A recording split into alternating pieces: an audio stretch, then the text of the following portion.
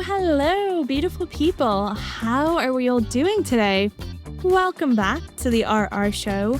And no, your ears are not deceiving you. I'm a brand new host. Woo! My name is Jane, and I'm absolutely buzzing to be here with you as we dive head first into the wonderfully chaotic mess that is Reddit. For my first episode, I wanted to start strong, go big or go home. So we're heading straight into r/Today I Fucked Up, a delightful place where bad decisions are made, lessons are learned the hard way, and, well, dignity is very much optional. Our first story is from you/_Howard Cohen_, and it's titled Today I Fucked Up by Getting an Ocean Water Enema. Yeah, you heard that correctly.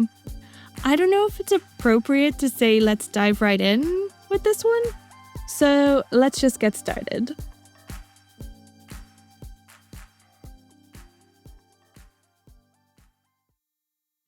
This morning, my husband and I woke up in Jamaica, excited for the very first day of our honeymoon. We're a very active couple, so we were really beyond stoked to try the unlimited water sports offered by our resort. Neither of us had grown up with access to a boat, so we were amazed by the options. Unlimited tubing, water skiing, kneelboarding, kayaking, paddleboarding, you name it. My husband decided he wanted to try wakeboarding, so I watched him strap on the board, grab the line, and take off without a hitch. I'm in great shape post-wedding, so naturally I thought to myself, I could do that too. After his successful ride, I strapped in, grabbed the line, and got ready to lift off just like he had. The boat sped up, the line tightened, and I felt myself being pulled smoothly out of the water. For a solid minute, I was wakeboarding. I even popped the wake once, and then immediately lost control. I dropped the line and accepted my fate as I wiped out into the warm Caribbean Sea. However, when my body hit the water at whatever speed we were going, ocean water shot up my asshole with shocking force. My rectum swallowed what felt like gallons of seawater. I just floated there, lifeless, as the boat circled back around. The captain asked if I wanted to give it another go. I did not, and I asked politely to be brought back to the shore. When we got back to our beach chairs, my asshole was throbbing. But I didn't tell my husband what had happened. I just didn't want to bring negative energy to the very first activity of our honeymoon. However, about 10 minutes later, I started to feel something leaking into my bathing suit. I calmly stood up and walked to the bathroom to investigate. I sat down to pee, and ocean water started dripping out of my ass. I thought, this is fucking weird. But it stopped quickly, so I returned to the beach. When I sat back down, my husband asked if everything was okay, and I finally confessed that I thought I had accidentally given myself an ocean water enema. After a very prolonged belly laugh, we resumed relaxing. Until I suddenly felt like I was going to shit my pants. I launched myself out of the beach chair and announced I needed to go back to the room. I grabbed a key and power walked across the beach, through the pool area and toward our suite. With every step, the pressure built. I was clenching for dear life as I reached the elevators. I pressed the button for the 3rd floor and endured the longest elevator ride of my entire life. In that moment, I deeply regretted upgrading to the high-floor honeymoon suite. We did not need the ocean view. We did not need the private balcony pool. What the fuck were we thinking? The elevator finally slowed and the cheerful British robo-voice welcomed me to the 3rd floor. This was no time for hospitality. I squeezed through the doors before they fully opened and sprinted to our room. I could feel the ocean inside me attempting to return to the shore. I got the door open, yanked down my bikini bottoms, and released the ocean flood and my entire bowel into the toilet. 10 minutes later, sore, humbled, emptied, I was ready to resume normal honeymoon activities. Needless to say, I will never ever wakeboard again.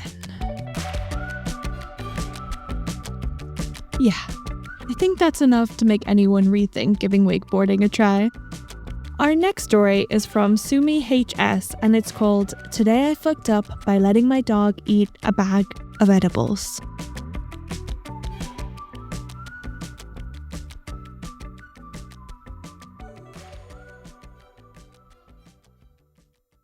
A little while back, I did this massive butter extraction. At the time, it felt like a great idea, but I soon realized there was absolutely no way I was going to be able to use it all up before it expired. So I told my friends, hey, if you need edibles, I've got you. One of my friends asked for peanut butter cookies for her bachelorette party, so I said, sure, no problem, milady. They're already in the oven. I baked the cookies and used at least 4 layers of plastic wrap, along with multiple layers of aluminium foil to mitigate any aromas. Then I shoved the whole bundle deep into my bag and zipped it shut. Now, an important detail. I have a basset hound. If you've never met one, they have the tracking ability of a seasoned detective. Their noses are legendary. And their attitude, well, it's somewhere between I am royalty and this is my house, you just pay the mortgage. So as I'm about to leave the house, I popped into the bathroom for a few minutes, 5 minutes at most. But when I came back out, I was met with a crime scene. My bag was torn open, plastic wrap shredded, chewed foil everywhere, and she had eaten roughly 30% of the cookies. 30%! My stomach dropped. I started calculating immediately. How strong were they? How much butter did I put in? How many cookies were there? How much does my dog weigh? I know cannabis can be extremely dangerous for dogs, so I immediately grabbed the car keys and rushed to the vet. Now, I might burn in hell for saying this, but during the entire car ride, she was very clearly tripping. She was relaxed. She was vibing. I have never seen this dog so chill in my entire life. I almost felt like she was having a good time, which made me feel even worse. I was spiraling. We get to the vet and there's an insane line. I already felt like the worst dog parent on earth, and now I'm standing there trying to explain the situation. So I panicked and told them she ate a whole bar of chocolate. Eventually, we get into the exam room and I lean over to the vet and whisper, it was not chocolate. The vet looked at my dog, who at this point had the reddest, sleepiest eyes you've ever seen, and immediately started laughing. They moved fast.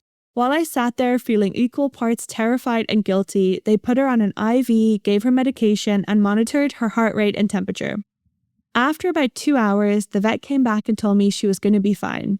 Her vitals were stable, and she'd likely just be very sleepy and a bit disorientated for the rest of the day. The discharge instructions? Cuddle her a little more tonight.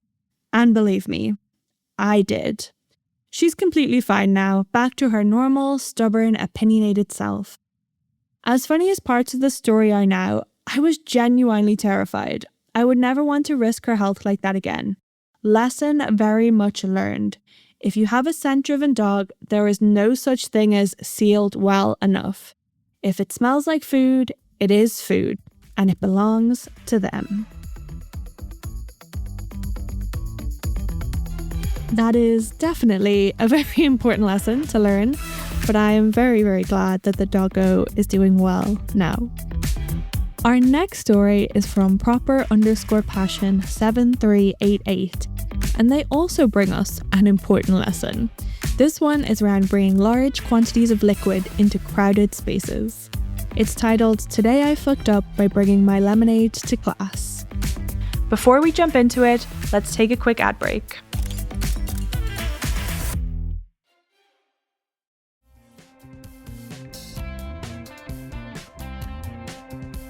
I'm a second-year college student with a pretty brutal course load. Endless classes, labs, readings that never end. You get the idea. To help get myself through it all, I've developed a ritual. Between classes, I often stop by the student union and buy myself a little treat. A reward for surviving whatever intellectual torment just occurred, and fuel for whatever is coming next. On this particular day, my enemy was physics. So between 2 of my classes, I stopped by the Students' Union and grabbed a large lemonade. And I mean large.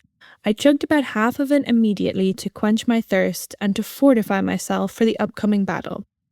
I then popped back in for a refill before heading to my next class.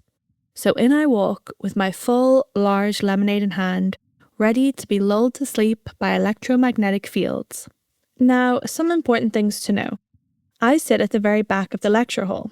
The back row has long tables instead of the standard fold-out desks. In front of us are the normal lecture hall seats, the kind with the slightly curved backs. The top edge of those seats lines up almost perfectly with the edge of the table where I sit. I sat down at my usual spot and set my drink on the table in front of me. I opened my laptop and started getting ready for class. My laptop is one of those 2-in-1 models that folds backward into tablet mode. Since we sometimes annotate slides, I figured I'd switch it over before the professor started. Class quieted down as the professor stood at the front, while the room of about 150 students settled into that pre-lecture hush. With confidence, and in hindsight far too much force, I grabbed the top of my screen and swung the keyboard backward to flip it into tablet mode. In doing so, I absolutely launched the back edge of my laptop straight into my lemonade. I didn't just tip it, I sent it airborne, and it went everywhere. Lemonade sprayed forward, downward, outward, in what felt like cinematic slow motion. The poor girl sitting directly in front of me got the most of the splash. It poured down her back, soaked into her shirt, and pooled onto the floor at her feet. On top of that, she was wearing a hijab, and the lemonade had soaked all the way through it, leaving the fabric darkened, dripping, and clinging uncomfortably to her head and neck. Sticky, wet, unavoidable. At that exact moment, the entire lecture hall turned around. The professor had just quieted everyone, so the crash and collective gasp echoed throughout the room. 150 faces stared directly at the chaos I had created. I have never wanted to evaporate on the spot more in my entire life. I started apologizing immediately, rapid fire, over and over and over again. I scrambled for paper towels. I ran out into the hallway, grabbed a massive stack, ran back in and handed them to her. I wiped down the table and dabbed at the floor. I offered to go get more. And I apologized again and again and again. At some point, maybe around the 15th apology, she told me to stop apologizing and just let it go, which somehow made me feel 10 times worse. She sat there for the entire 45-minute lecture, damp and sticky, while I sat frozen in the back row staring at the wall, too mortified to take notes. I don't remember a single thing about electromagnetic fields from that day. My brain had fully shut down in self-defense. When class finally ended, I tried to catch her as she left. I wanted to apologize in a calmer, more coherent way. Maybe offer to pay for cleaning. Maybe just say something normal instead of panicking. But she walked straight past me, which, honestly, I deserved. I am now convinced I can never sit in that lecture hall again. I might have to transfer schools, change my name, enter witness protection. But lesson learned, flip your laptop gently and keep all beverages at a safe, non-projectile distance from innocent bystanders. Yeah, that's not ideal. Not ideal at all.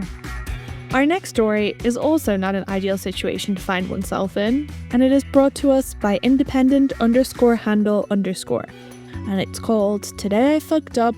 I found out that your phone may not be dead.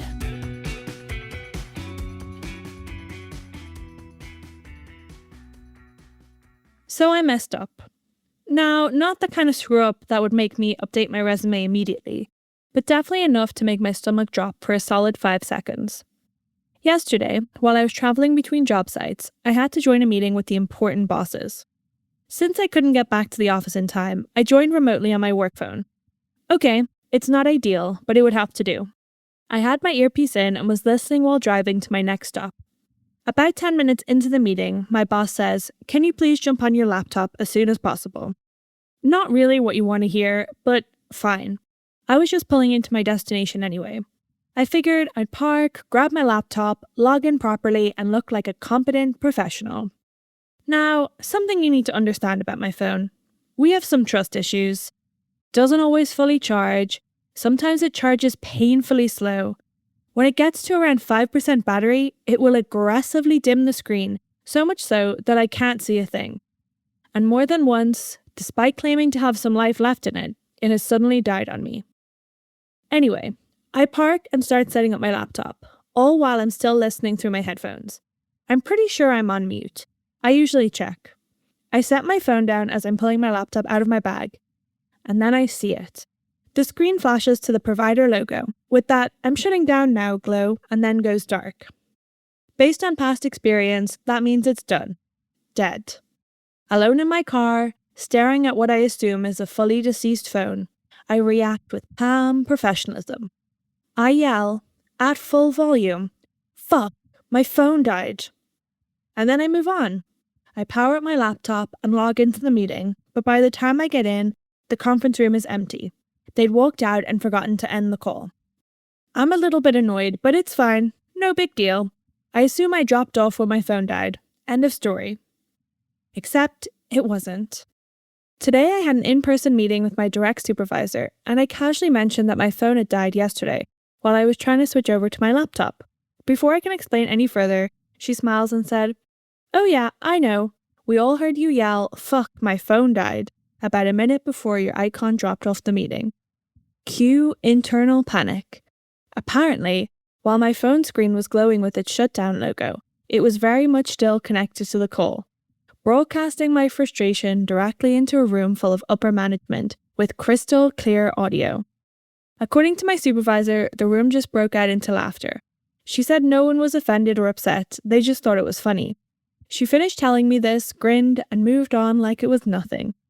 I, however, had already imagined an alternative future where I was being reprimanded about professional communication standards and representing the company appropriately. Instead, I got lucky, but I learned something important. If your phone dies during a call, it may not actually be dead. If there is any light left on that screen, assume you are still live and that your microphone is faithfully transmitting your every word to people with decision-making power on the other end of the call. In the grand scheme of things, it could have been a lot worse. I didn't insult anyone, and I didn't say anything truly regrettable. I just yelled at a piece of malfunctioning equipment. And honestly, it deserved it. Still, maybe next time I'll keep my reactions to myself. Speaking of keeping our reactions to ourselves, our final story today is a tale of not letting your emotions build up to the point where you just snap. It's from user Pajtima and is titled "Today I Fucked Up by Confronting My Neighbor About His Leaf Blower and Accidentally Becoming a Neighborhood Legend. This is not a flex. I am mortified." But first, we are going to take a very quick break. We will be right back.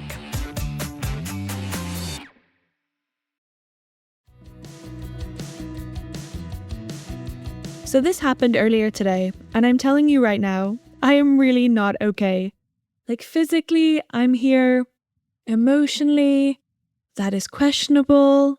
And spiritually, well, let's circle back to that one. For 14 months, I have been quietly, politely, internally unraveling, all because of my neighbor.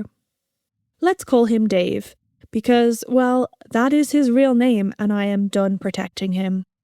Every single Saturday morning at exactly 7:15 a.m., Dave fires up what I can only describe as an industrial-grade leaf blower.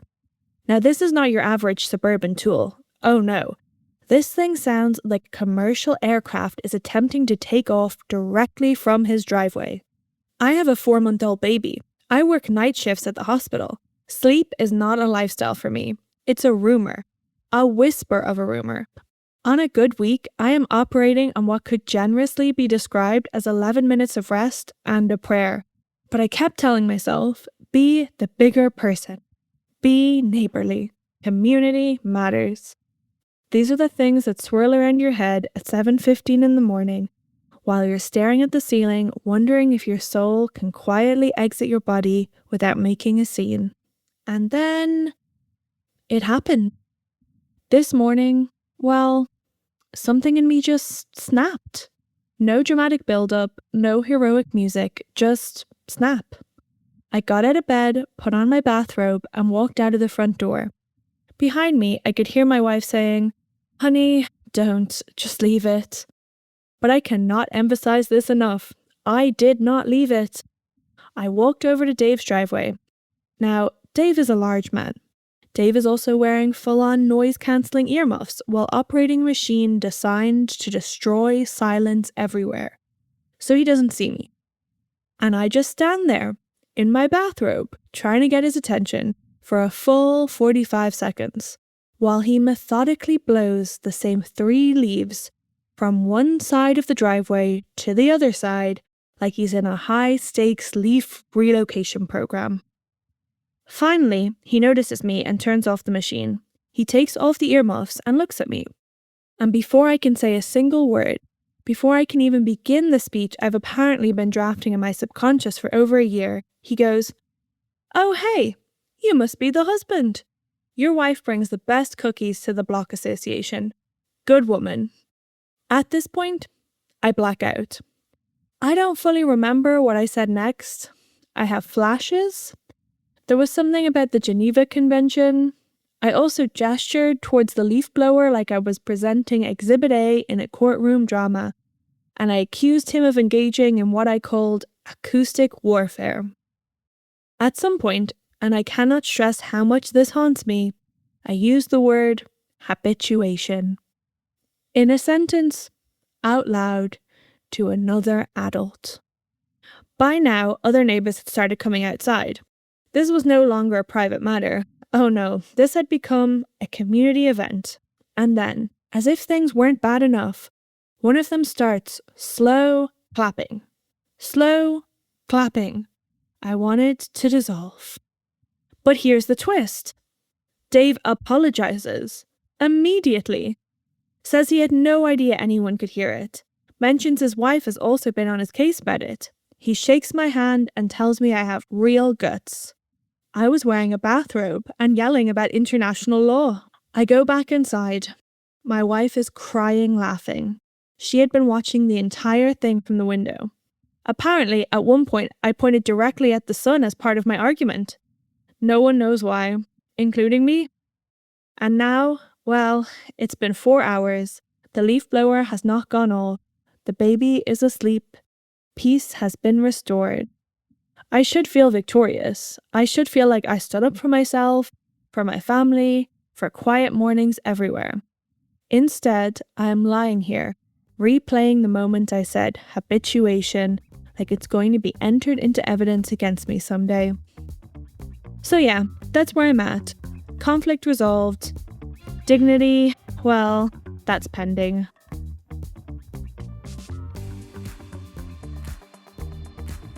Yeah, I think I would also be thinking about that for a while if it were me. But hey, we have all been there. We have all fucked up at one time or another. But that is all that we've got for you today, folks. I hope that you have enjoyed. I'm your host, Jane Rice, and this has been The RR Show, a production of Evergreen Podcasts. Our producer is Declan Roars, and our sound engineer is Sean Rule Hoffman. If you enjoyed the show, we would absolutely love it if you would subscribe and leave us a review on whatever platform you get your podcasts. And if you have a story that you think we would like to include on the show, you could send it to us at mystory@disturbedpodcast.com. For more information about the show and for more great podcasts that you could listen to, please visit evergreenpodcast.com. And I will see you in the same place next week. Have a good one.